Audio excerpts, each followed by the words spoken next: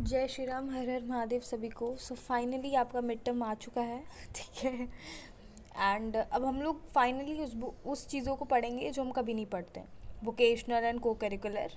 Vocational भाई, जिससे आपको पता ही है कि एनईपी में वोकेशनल का एक अलग से स्पेस दिया हुआ है जिसमें आपको स्किल डेवलपमेंट कोर्सेज बताए जाते हैं। तो जिन भी स्टूडेंट्स ने एनजीओ लिया हुआ है तो मैं उनके लिए ये वीडियो बना रही हूँ। This is for you all the students who are of B A या किसी भी स्ट्रीम से हैं, थर्ड सेमेस्टर के अगर आप हैं और आपको एज एन एनजीओ सब्जेक्ट आपने चूज़ किया तो आज की वीडियो आपके लिए। सो बेसिकली हम सारे पॉइंट्स को कवर करेंगे। यूनिट 1 से शुरू करते हैं फाइनली एनजीओ, क्योंकि ये सारे जो सब्जेक्ट्स होते हैं ना वो बच्चे कभी पढ़ते नहीं, बच्चे मेजर पढ़ते हैं और ये सारी चीज़ें एक दिन पहले एग्ज़ाम के पढ़ के जाते हैं। क्योंकि भाई मैं भी एक स्टूडेंट हूँ तो मुझे भी पता है कि रियलिटी क्या है। सो जस्ट चिल, कोई दिक्कत नहीं है, टेंशन नहीं लेना है, एक दिन पहले बढ़ के जाएंगे, मस्त पास होकर आएंगे, समझे। तो आप अपनी मैम पे भरोसा रखिए एंड अच्छे से परफॉर्म करिएगा और प्लीज़ अपने मार्क्स मुझे बता दीजिएगा। ठीक है, चलिए शुरू करते हैं विदाउट वेस्टिंग एनी टाइम। पहले सिलेबस डिस्कस कर लूँ। कुछ बच्चों ने तो सिलेबस भी नहीं देखा होगा, मुझे पता है भाई, तुम लोग को मैं जानती हूँ, तुम लोग नहीं सिलेबस उठा के देखते। तो देखिए सिलेबस में फर्स्ट यूनिट आज हम लोग कवर करेंगे। फर्स्ट यूनिट का फर्स्ट टॉपिक करेंगे historical review of voluntary action in India. तो बेसिकली मैं सीक्वेंस वाइज चलूँगी ना। पहले मैं हिस्ट्री बताती हूँ कि पहले जब एनजीओ, आज एनजीओ बोलते हैं ना, पहले के टाइम पे एनजीओ था नहीं था, तो उस टाइम पे आखिर था क्या, कैसे लोगों की हेल्प होती थी, ठीक है, वो बताऊँगी। जैसे यहाँ पे लिखा है ना, voluntary action in the 19th century, British period, early post independence period. फिर उसके बाद हम जब स्ट्रक्चर ऑफ वॉलेंट्री एक्शन पे आएंगे तो प्रॉपरली हम पॉइंट वाइज डिस्कस करेंगे, यानी एक्सप्लेनेशन तो होगी, साथ ही साथ पॉइंट में डिस्कस करेंगे। तो आज जो मेरा मेन मोटो है इस वीडियो बनाने का वो उस टॉपिक पे है कि हिस्टोरिकल रिव्यू देखेंगे वॉलेंटरी एक्शन इन इंडिया का। चलिए शुरू करते हैं। एक छोटा सा जस्ट बनाया हुआ है ताकि देखो, अगर आपको पता है कि आपका टाइम कम है, राइट, तो आप अगर पैरा पढ़ोगे तो कैसा लगेगा आपको। आप, कुछ बच्चे कहते हैं कि मैम मैं बहुत छोटे छोटे में पढ़ा देते हो। देखो आपका मैं कॉन्सेप्ट क्लियर कर रही हूँ, अगर आपको समझ में आ गया ना फिर आप पेपर देते हो लिख लोगे भाई। आप छोटे बच्चे थोड़ी हो कि आपको रटाया जाए। लेकिन हाँ, नोट्स जहाँ पे प्रोवाइड करना होगा, मुझे पता है कि नोट्स नेसेसरी होता है क्योंकि कंटेंट चाहिए होता है बच्चों को लिखने के लिए, तो I will provide you the content, ठीक है। लेकिन ये चीज़ में मत डरा करो कि छोटे छोटे पॉइंट्स लिखे हुए, दैट मीन्स, क्योंकि नोट्स का मतलब ही यही है कि आप एक दो लाइन में लिख कर ख़त्म कर रहे हो। आपको फेयर कॉपी थोड़ी बनानी है। अब आप ग्रेजुएशन में आ गए हो भाई, कॉपी कौन चेक करेगा, ना ही चेक करने वाला है टीचर और ना ही पर्टिकुलरली आप बनाने वाले हो, क्योंकि आप खुद ही नहीं पढ़ते, बनाओगे कहाँ। या आप बनाते भी हो इफ़ यू आर वेरी जिम्मेदार बच्चा, ठीक है, if you are responsible child, तो आप बनाते होगे। लेकिन फिर नोट्स का मतलब यही है कि आपको जिस्ट मिल जाए उस चीज़ का। तो इतने बड़े बड़े नोट्स नहीं होते, छोटे छोटे पॉइंट्स में क्लियर हो जाता है। तो चलिए without wasting any time let's get started with the first topic which is the history of voluntary action in India. चलिए, सो देखो क्या था कि 19th सेंचुरी में there was a pre direction, एक प्री डायरेक्शन सेट था जिसमें voluntary services को मैनिफेस्ट किया जा सकता था कि इन सब्जेक्ट्स में इन चीज़ों पे काम होना चाहिए। वो काम किस जगह पे होने चाहिए, area of religion and spiritual forms ना। जैसे कभी कभार नहीं होता है कि आप देखे होंगे कि किसी रिलीजन में पर्टिकुलरली कोई ऐसी चीज़ें हैं, ऐसी प्रैक्टिस हैं जो कि गलत हैं, और उसको स्टॉप करने के लिए जब कोई रिफॉर्म शुरू होता है, ठीक है, रिफॉर्म्स वगैरह होते ही हैं, तो किसके वेलफेयर के लिए होता है। मान लो कि किसी चाइल्ड को, चाइल्ड के साथ अगर गलत हो रहा है, आपके रिलीजन में लिखा हुआ है कहीं, मैं देखो किसी रिलीजन को टारगेट नहीं कर रही इसलिए मैं नाम नहीं लूँगी, जो भी चीज़ें मैं आपको एक्सप्लेन करने की कोशिश करूँ, मेरा कोई और एजेंडा तो है नहीं, आपको मैं समझा रही हूँ कि अगर मान लो कहीं रिलीजियस एक्टिविटी हो रही है जो जिसमें किसी को हार्म हो रहा है, चाहे वो एनिमल हो चाहे वो ह्यूमन हो, तो वो जो होता है तो उसके पीछे कहीं ना कहीं प्रोटेस्ट होता है, मूवमेंट होता है। क्यों वो चीज़ क्यों स्टैंड लेते हैं सारे लोग, क्योंकि वो वेलफेयर जो है, वेलफेयर की एक्टिविटी में होते हैं, कहीं ना कहीं उससे कनेक्ट कर रहे होते हैं। जैसे मान लो कि कोई एक एनजीओ है, आज के ज़माने में जो एनजीओ आया है, वो अगर कहीं देखा कि चाइल्ड लेबर हो रहा है, ठीक है, तो अब क्या करेगा, वो उस चीज़ को रोकने के लिए चला जाएगा, बिकॉज उसने उस पर वर्क करना है। उसका मेन एजेंडा ये है कि सोशल वेलफेयर, और सोशल वेलफेयर कैसे करेगा वो, अगर कहीं कुरीतियाँ दिखाई देंगी समाज में, गलतियाँ दिखाई देंगी समाज में, उसको रोकेगा। तो सिंपली 19th सेंचुरी में भी कुछ कुछ एरियाज ऐसे थे जहाँ पे वर्क करने की ज़रूरत थी, ठीक है। जैसे area of religion and spiritual forms, area of customary practices, social and ritualistic reforms, area of new problem, जहाँ पे नई नई प्रॉब्लम्स इमर्ज हो रही हैं, जहाँ पे डिमांड हो रहा है एक सॉल्यूशन का, जहाँ प्रॉब्लम दिख रही है पर सॉल्यूशन कहीं नहीं दिख रहा, तो वहाँ पे एक मैनिफेस्ट कर सकते थे लोग कि यहाँ कुछ ऐसे एक्शंस लिए जाने चाहिए, कुछ सर्विसेज होनी चाहिए जो कि इस चीज़ को ख़त्म करे ना. The area of religious late in the later part of century, enlightened religious and social leaders organized voluntary movements such as जैसे रामकृष्ण मिशन हो गया, आर्य समाज की स्थापना हुई, ठीक है, और सती प्रथा को रोकने के लिए राजा राम मोहन रॉय आ गया है. तो इस तरह के लोगों ने खुद से, इस तरीके के जो पीपल होते थे वो स्टैंड लेते थे सोशल वेलफेयर के लिए. लेकिन तब भी वो नाम सेट नहीं था कि एज एन NGO, बट हाँ वो डिफरेंट समाज बनाते थे जिससे वो अच्छे काम कर सके और बुराइयों को रोक सके. Voluntary action got a boost in early 20th century and it organized itself through a formal organization. और ये बेसिकली इसका जो बूस्ट पीरियड था वो 20th सेंचुरी बोल सकते हो, क्योंकि उस टाइम पे क्या था 20th सेंचुरी में एक जो ऐसे ही वर्क हो रहा था, लाइक कोई खुद से वर्क कर रहा है. जैसे मान लो कि आप खुद से रोज़ किसी को खाना खिला दे रहे हो, कोई खुद से रोज़ लोगों को कपड़े पहना रहा है, आप दोनों बस अलग अलग कर रहे हो, इंडिविजुअल काम कर रहे हो. लेकिन 20th सेंचुरी में लोग साथ में आके मिलकर काम करना चालू किए कि एक तीर से दो निशाने, की हम लोग दोनों लोग पैसा कंट्रीब्यूट करेंगे, दोनों साथ में काम करेंगे. तुम फूड का देख लो, तुम जो है लोगों के शेल्टर का देख लो, तुम क्लोथिंग का देख लो. ऐसे ऐसे करके वो NGO आज ऑर्गेनाइजेशन का रूप धर लिया. ऑर्गेनाइजेशन का समझते हो, ऑर्गेनाइजेशन का रूप धर लेना यानी कि जिसमें ऑर्गेनाइजेशन का एक गोल होता है और सारे लोग उसको गोल को फुलफ़िल करने के लिए काम करते हैं. ऑर्गेनाइजेशन में नंबर ऑफ़ पीपल्स काम करते हैं जिसकी डिफरेंट एरियाज़ होती हैं जिसको वो संभालते हैं. जैसे कभी आपने बिज़नेस ऑर्गेनाइजेशन पढ़ा होगा तो उसमें देखोगे ना कि लीडर होता है, उसके नीचे वर्कर्स होते हैं, वॉलंटियर जो एक्शंस लेते हैं, वॉलंटियर, ठीक है, तो वो वॉलंटियर होते हैं. और जो मेन पब्लिक होती है जिससे फंडिंग कलेक्ट करता है, कोई फ़ंड लेता है जा के, सबका अपना एक अलग काम होता है. तो ऑर्गेनाइजेशन इज़ वेरी, बोल सकते हो बहुत ही मेंटेन्ड वे में काम करता है. ऐसे ही नहीं कि कोई अपने मन से कुछ भी कर रहा है, समझ रहे हो. तो 20th सेंचुरी में with Mahatma Gandhi the political picture और stream fighting against the Britishers, और फिर हमारे जो ब्रिटिशर्स से 200 सालों तक राज किए, तो महात्मा गांधी जब पिक्चर में आए, पॉलिटिकल में आए, पिक्चर में इंडिया में आए, वो इस तरह की चीज़ें देखे कि कैसे फार्मर्स के साथ गलत हो रहा है. तो वो जो सिविल डिसोबिडियंस मूवमेंट्स शुरू किए, और जो डांडी मार्च वगैरह जो भी रीज़न था, 12 मार्च to 6 April 1930, I hope I am not wrong, ठीक है.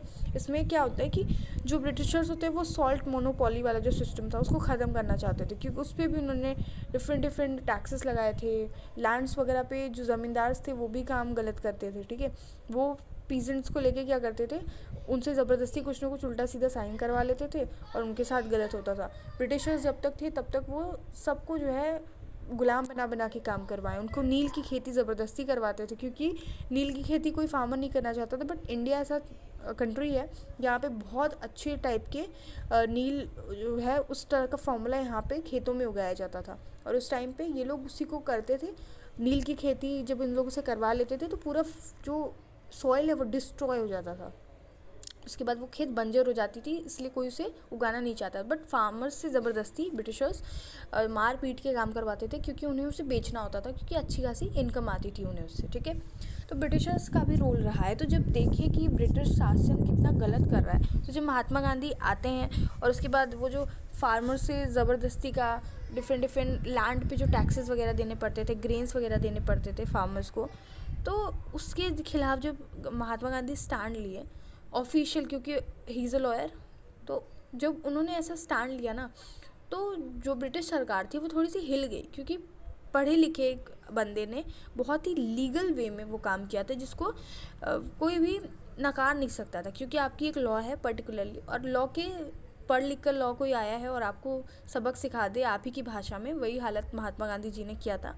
फार्मर्स को लेके उन्होंने बहुत कुछ किया है, बाकी जो किया है वो तो बात अलग है. Fighting against the Britishers for emancipation of motherland as well as reforms in socio-economic area. और देखोगे जब गांधी जी चरखा चलाते हैं और उससे जो कपड़ा वगैरह जो बनाते थे, तो जो विमेंस होती थी वो और उनकी वाइफ लेके जितने सारे लोग जब आए थे, तो जिस एरिया में वो इंटर किए थे उसमें उन्होंने देखा कि विमेंस के कितने क्लोथ्स गंदे हैं, ठीक है. एक ही कपड़े हैं उनके अलमारी में पूरे के पूरे, उसी को रोज़ कैसे कैसे पहनती हैं. ये सारी चीज़ें देख के सैनिटाइजेशन का भी इसमें एक बड़ा रोल आता है ना. जिसमें स्वच्छ भारत अभियान में नहीं देखते हो, उसमें पिक्चर होती है कहीं ना कहीं गांधी जी की, तो कहीं ना कहीं ये सारी चीज़ें वहीं से होकर आई हैं. तो गांधी जी ने ही वो स्वच्छ भारत का सपना देखा था और वो लोगों को इस चीज़ के बारे में बताते थे, क्लीननेस के बारे में थे, क्योंकि उनकी जब वाइफ उनके साथ थी और वो विमेंस को देखी, उनका बहुत ही दयनीय स्थिति था, क्योंकि ब्रिटिशर सिर्फ काम करवाते थे।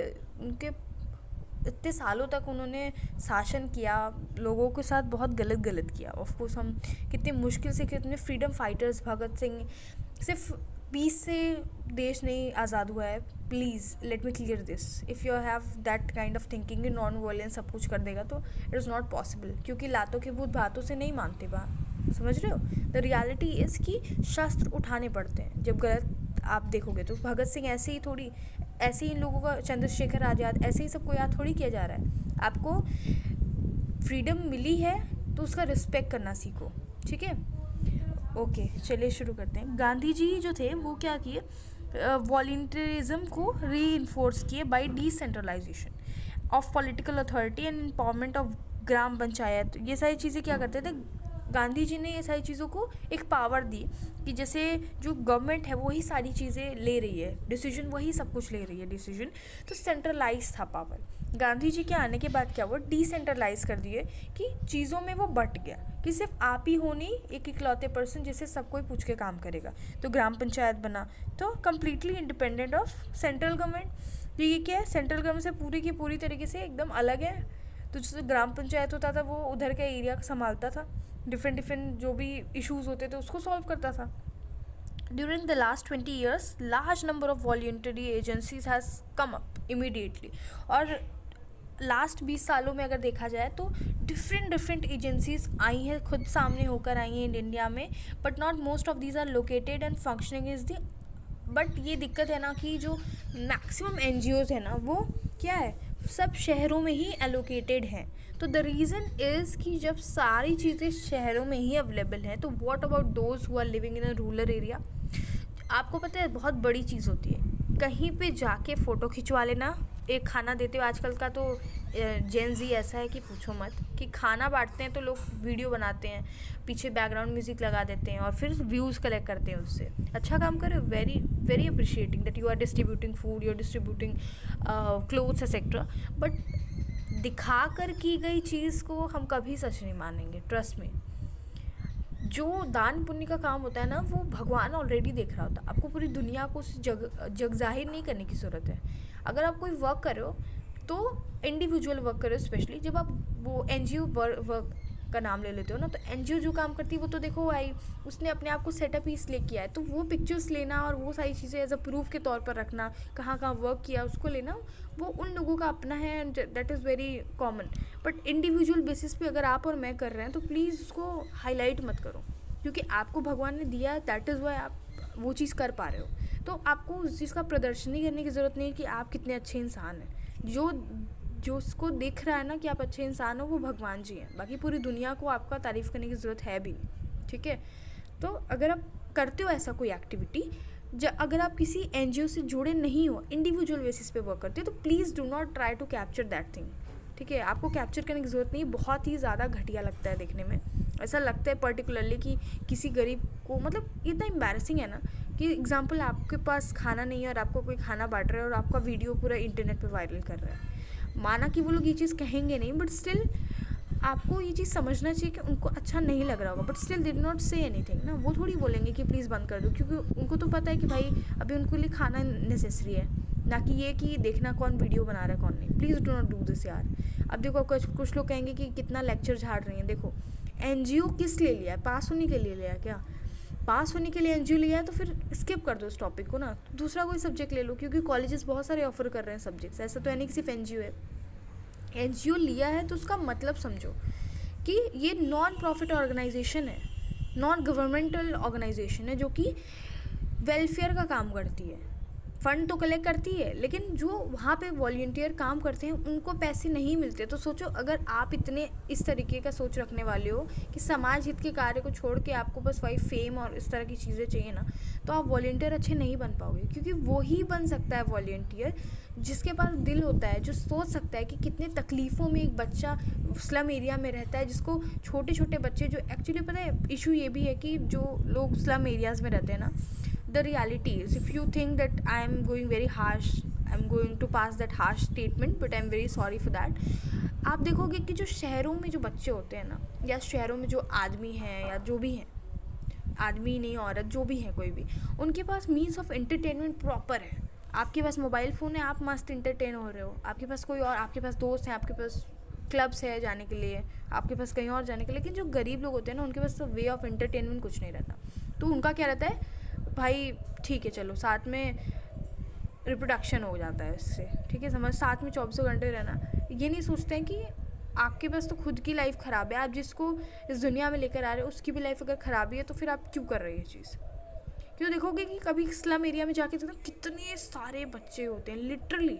अब आप सोचिए कि उन छोटे छोटे बच्चों की आप खुद का पेट नहीं भर पा रहे हो, आपके छोटे छोटे बच्चे भूखे मर रहे हैं, तो आप क्यों ये चीज़ कर रहे हैं ना। आपको खुद को रेस्ट्रिक्ट करना पड़ेगा ना इस चीज़ को लेके। तो this is the reality. Okay, बुरा लगे चाहे अच्छा, बट है ये fact. I am very sorry for that, I am going very harsh, but this is the reality. Okay, let's move another topic. ठीक है, in post independence period phenomenal rise in number of voluntary organization is observe due to social reform. Education भी धीरे धीरे आ रहा था। इन welfare schemes की क्या थी, इनएडुकेसी थी इनएडिक्वेसी थी, यानी कि वेलफेयर स्कीम्स उतने ज़्यादा उस टाइम पे थे भी नहीं। तो क्या था, धीरे धीरे एजुकेशन सेक्टर में कोई आ गया, कोई सोशल रिफॉर्म में आ गया कि समाज की बुराइयां ख़त्म करूँगी मैं, जैसे राजा राम मोहन रॉय आ गए उसमें, ठीक है। और एजुकेशन सेक्टर में तो कुछ लोगों ने धर्मशाला, गुरुकुल, स्कूल्स, इस तरीके की चीज़ें खुलवा दी, जिससे लोग छोटे छोटे प्राइमरी स्कूल्स खुलवाए, जिससे लोग पढ़ाई करना चालू कर सकें। तो ओके, सो अब हम इस पिक्चर पे आते हैं जो मैंने लिखा है। अभी तक तो मैंने आपको एक जिस्ट प्रिपेयर की, घबराने की ज़रूरत नहीं है, एक्सप्लेन ईजिली करूँगी। देखो, हिस्टोरिकल रिव्यू में मैंने लिखा है ना कि वॉलंटरी एक्शन का इंडिया में बहुत ही रिच है, इसकी हिस्ट्री बहुत रिच है, इसकी रिलीजियस पर्सपेक्टिव देख लो, रिफॉर्म्स देख लो, मूवमेंट्स देख लो, और जिससे ये इमर्ज होकर आया है वो ऑलरेडी अपने आप में ही बहुत ह्यूज नंबर पे है। तो फर्स्ट जब हम लिखेंगे प्री 19th सेंचुरी, उसमें क्या होता था, प्री 19th सेंचुरी में जो एक्शंस होते थे, वॉलेंटरी एक्शंस होते थे, वो सिर्फ तब होते थे ना जब आपके लाइफ में कोई नेचुरल डिज़ास्टर, कैलामिटी जैसी चीज़ें आ गई हैं। जैसे ना अगर मान लो फ्लड आ गया, ठीक है, अब बाजू वाले मान लो कि आप कहीं रहते हो और आपके बगल में लाइक कुछ दूसरी विलेजेस एरिया है जहाँ पे बहुत बारिश हो गई, फ्लड आ गया, या बहुत एक्सट्रीम लेवल पे बादल फट गया तो फ्लड आ गया। तो उस टाइम पे इंडिविजुअल बेसिस पे वर्क होता था, बहुत ही सिंपल। तो लोग, अगर आप इतने एबल हो तो वो लोग जाकर वहाँ पे लोगों को खाना बांटते थे, फूड्स बांटते थे, उन लोगों को हेल्प करते थे निकालने में। तो पर्टिकुलरली ये इंडिविजुअल बेसिस पे होता है, याद रखो। प्री में, मेडिवल में, ये सारी बेसिस पे कोई ऑर्गेनाइजेशन उस टाइम पे नहीं थी, तो ये इंडिविजुअलिस्टिक था, इंडिविजुअल बेसिस पे था। आफ्टर इंडिपेंडेंस ये चीज़ें बहुत देखने को मिली हैं। मेडिवल पीरियड में क्या होता था, इसमें भी सोशल इंस्टीट्यूशन कोई नहीं थे, सिंपली जो पीपल होते थे वो खुद से टेम्पल्स बना दिया, किसी ने मंदिर बना दिया, ठीक है, वहाँ पे शास्त्र विद्या चल रही है, धर्मशाला बना दिया कि जो लोग बेचारे जिनको छोड़ के चले जाते थे, अनाथालय बना दिए, ठीक है, धर्मशाला बना दिया कि आप लोग रह सकते हो वहाँ पे, जिसका कोई नहीं है वो जाके रहो, जो नहीं बन जा रहे हैं वो जाके रहो। तो धीरे धीरे मेडिवल पीरियड में खुद से लोगों ने ये सारी चीज़ें कंस्ट्रक्ट की है, इंडिविजुअल बेसिस पे कंस्ट्रक्ट की है, ठीक है। 19th सेंचुरी में अगर बात करें तो ड्यू टू सोशल रिफॉर्म, जैसे कि मैंने बोला कि सती प्रथा होता था, पर्दा सिस्टम आ गया था, तो इन सारी चीज़ों में जो कुरीतियाँ थी समाज में, उसको ख़त्म करने के लिए there was numerous number of people who have emerged out of that. तो इससे क्या होता था कि राजा राम मोहन रॉय निकल कर आए, उन्होंने बोला कि नहीं, विमेंस के साथ ये गलत हो रहा था, तो उन्होंने विमेंस के लिए स्टैंड लिया। तो उस टाइम पे रिफॉर्म्स वगैरह होते थे, सोशल रिफॉर्म्स होते थे, जो कि थोड़ा थोड़ा इसको बूस्ट देने लगे, यानी अब वो पावर में आने लगा कि लोग समाज के खिलाफ खड़े होने लगे कि यार गलत है तो गलत है, ठीक है। अब महात्मा गांधी का इसमें बहुत बड़ा रोल आता है, मैंने डिस्कस कर दिया है कि कैसे ये सोशल और इकोनॉमिक डेवलपमेंट की बात करते थे पुअर पीपल के। जब गांधी जी ने स्टैंड लिया था, ठीक है, तो उस टाइम पे उन्होंने बोला था कि 50% आपको वापस करना पड़ेगा फार्मर्स के पैसे को, ठीक है। तो हुआ क्या कि गांधी जी ने ब्रिटिश लैंडलॉर्ड से बोला कि 50% फार्मर्स का तुम रिफ़ंड कर दो। तो वो लोग माने नहीं, बोले कि हम तो 25% ही पैसे वापस करेंगे फार्मर्स के, हम 50% नहीं करेंगे। तो गांधी जी के लिए पैसे मैटर नहीं किए, उन्होंने 25 पे भी हाँ कर दिया। उन्होंने हाँ क्यों किया पता है? क्योंकि उन्होंने लिखा कि ये हमारी पहली जीत है, ये जीत की सेलिब्रेट करेंगे, ना कि पैसे मिलने की। क्योंकि अभी फर्स्ट टाइम ब्रिटिशर्स ने वो उनके आगे झुके थे, क्योंकि कोई ऐसा बंदा था जो उन्हें ऑफिशियली, जो क्या बोलते हैं हम, लीगल तरीके से उन्हें हराया था। क्योंकि 50% मांगा तो पूरा 50% दे सकते थे, बट 25 उन्होंने बोला कि हम, ब्रिटिश लैंडलॉर्ड बोले कि हम तो देखो 50% नहीं देंगे, 25% देंगे, और 25% ही एक्स देंगे, उससे लेना हो तो लो। और फिर 25% पे गांधी जी हामी भर दिए। तो गांधी जी का बहुत बड़ा रोल है इस NGOs वगैरह में। आप वॉलंटरी एक्शन की जब हम बात करेंगे तो गांधी जी भी बहुत लीडिंग रोल प्ले करते हैं। इंडिपेंडेंस की बात क्या होती है? Focus on national rebuilding. अब भाई इंडिपेंडेंस का टाइम जहाँ इतनी लड़ाई झगड़ा, लॉस, वॉर हुआ, ठीक है, डिस्ट्रक्शन हुए इतने ज़्यादा, तो उस टाइम का मेन फोकस था नेशन बिल्डिंग पे, ना कि इन सारी चीज़ों पे। समझ में आया? जब नेशन बिल्डिंग का काम देखने लगे कि हो गया, धीरे धीरे हमारे प्राइम मिनिस्टर बने जवाहरलाल नेहरू, ठीक है, तो ये सारे वर्क धीरे धीरे शुरू हुए ना। क्योंकि जब अब आपकी कंट्री में जब वॉर होती है ना, तो it is not easy for that, मतलब it is not easy for them to manage all these things, because distraction इतना ज़्यादा था। एक तो इतना ज़्यादा लोन ऑलरेडी इंडिया ने ले रखा था, समझ में आया, क्योंकि उस टाइम का कंडीशन बहुत ख़राब था। समझ में आया? फाइनेंस मिनिस्टर, जब आप रीड करोगे थोड़ा सा हिस्ट्री तो आपको पता चलेगा, जिस्ट ले लिया करो, क्योंकि कहीं ना कहीं कनेक्ट करता है हिस्ट्री। आफ्टर इमरजेंसी के टाइम पे भी क्या था, सोशल डेवलपमेंट को प्रायोरिटी देने लगे। इमरजेंसी जो कि इंदिरा गांधी की सरकार ने लगाई थी उस टाइम पे। लेकिन 20th सेंचुरी में इस चीज़ को बूस्ट मिला, लोग खुद से आना चालू कर दिए। आप और मेरे जैसे इंडिविजुअली आए, और जैसे ऐसा नहीं होता कि डायरेक्टली चालू हो जाता है कोई ऑर्गेनाइजेशन ना। आप मान लो अकेले काम कर रहे हो, एग्जांपल, एक हाइपोथेसिस देती हूँ, आप अकेले खाना खिला रहे हो कुत्तों को। आप किसी और, अगर आप मान लो कोई लड़का अकेले खाना खिला रहा है कुत्तों को, रोज़ उसका काम है एनिमल फीडिंग करना। दूसरे आपका काम है, आप लोगों को जो घर के बाहर ऐसे ही बैठे रहते हैं, भूखे रहते हैं, जिनका कोई नहीं होता, उनको आप चादर बांटते हो, ठीक है। दूसरे तीसरे बंदे से आप कभी रास्ते में मिले जो कि खाना खिलाता है, रोज़ सुबह शाम खाना खिलाता है।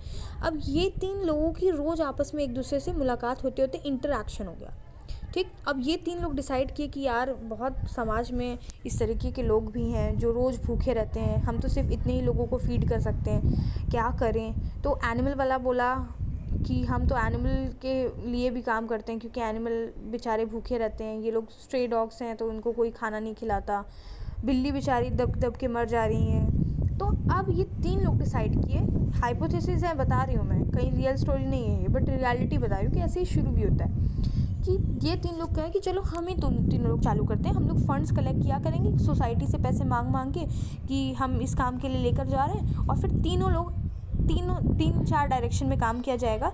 एक लोग किसी चीज़ के लिए काम किया जाएगा, दूसरे लोग किसी चीज़ के लिए, और धीरे धीरे वही 3 लोग का काम देख देख के, जैसे आप किसी के घर गए कि हमारा काम है कि हम ऐसे खाना लोगों को खिलाते हैं, तो हमारे पास पैसे नहीं है उतने कि हम सबकी हेल्प कर पाएँ, तो अगर आपका कोई भी कंट्रीब्यूशन बन जाता तो आपका बहुत मेहरबानी होती। ऐसे ही तो सब बोलते हैं ना कि आप अगर कंट्रीब्यूट करते तो बड़ा अच्छा होता। तो सामने वाला बंदा 10 रुपये दे दिया, उधर वाले घर से 50 मिल गया, अपनी पूरी सोसाइटी से 1000 रुपये, 2000 रुपये, 3000, 4000 से कलेक्ट हो गया। तो आप जब ये काम देखोगे और सामने वाला आपको देखेगा रियलिटी ऐसा करते हुए, तो वो बंदे खुश हो जाएंगे। प्लस आप उन लोगों को मोटिवेट कर रहे हो जिनके दिल में ये चीज़ है कि मुझे मदद करना है, लेकिन अभी वो उस लेवल पे नहीं है जो अपने से कर पाए। तो जब आप उनके घर जा रहे हो मान लो, तो वहीं पे कोई बच्चा है जो बहुत आपको देख के इन्फ्लुएंस हो गया, मोटिवेट हो गया, और आगे चल के वो आपकी टीम में जुड़ गया, तो आपके तो मेंबर्स बढ़ते गए ना। तो एक के बाद एक लोग बढ़ते चले गए, और आप एक इंस्टीट्यूशन के रूप में, एक ऑर्गेनाइजेशन के रूप में, इंस्टीट्यूशन है ऑर्गेनाइजेशन के रूप में शामिल हो गए, जब आपके पास बहुत सारे लोग आ गए, numerous number of people are there in your now team, और आप अपने टीम को एक नाम देना चाहते हैं तो आप रजिस्टर कर लिए, और फिर आप फाइनली एक नॉन गवर्नमेंटल ऑर्गेनाइजेशन बन गए, दैट इज़ कॉल्ड NGO। समझ में आया कि NGO कैसी शुरुआत होता है? आप और मेरे से ही शुरुआत होगा। आप घर में बैठ के सोचो कि सरकार यहाँ की रोड नहीं बना रही है, सरकार हमारे कॉलोनी का स्ट्रीट लाइट नहीं लगवा रही है, सरकार ये सरकार वो, तो आप अपनी प्रॉब्लम को सामने लेकर आओ। NGO का पता है वर्क ये नहीं होता कि सिर्फ वो काम करते जाता है, जब भी कोई गलत चीज़ होती है ना, तो NGO उस चीज़ को सामने से वो करता है, सरकार को वो चीज़ इन्फॉर्मेशन कहीं ना कहीं प्रोवाइड करता है कि हम इस एरिया में वर्क करना चाहते हैं जहाँ पे स्ट्रीट लाइट्स नहीं है, जहाँ पे विमेंस को सेफ्टी नहीं महसूस होती है रात में, हम उस एरिया में वर्क करना चाहते हैं जहाँ क्लीननेस एकदम नहीं है। तो जब सरकार आपकी प्रपोजल को देखेगी तो पता है एनजीओ को ना टैक्स भी नहीं भरना पड़ता।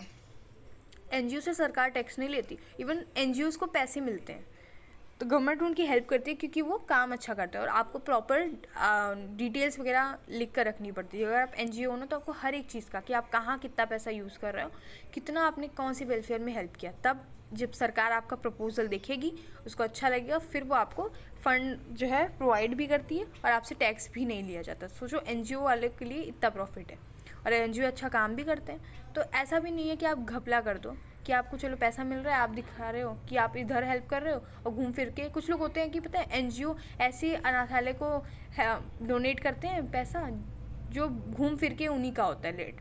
जैसे मान लो मैं हूँ एक एनजीओ की मेंबर हूँ, मैंने सरकार से बोला कि मैं लोगों जो अनाथालय हैं, ऑर्फनेज हैं, वहाँ पे पैसा दूंगी उन लोगों को ताकि वो लोग पढ़ाई लिखाई कर सके, खाना पीना ये सारी चीज़ों का पैसा देना चाहती हूँ। सरकार ने मुझे दे दिया पैसा, फंड दे दिया अच्छे से। अब मैं क्या की, मैंने एक ऑलरेडी ऑर्फनेज खोल रखा है जिसकी मैं भी मेंबर हूँ कहीं ना कहीं, ये मेरा ही है असली खोला हुआ, मैंने उसी को दे दिया और फिर वो वापस आ गया मेरे पास। ये तो वही बात हो गई कि मैंने तिजोरी में से निकाल के बक्से में रख दिया पैसा, लेकिन रखा तो मेरे ही पास है। तो इस तरह के काम करते हो अगर आप पकड़े जाते हो, फिर सरकार आपकी बैंड बजाती है, ठीक है। तो याद रखना कि अच्छा काम कर रहे हो, फिलैंथ्रोपी का काम कर रहे हो, दान पुण्य का काम करो तो कायदे से करो, उसमें भी आप अपना वो नहीं होता लालच मत दिखाओ। ये है सिंपल सा।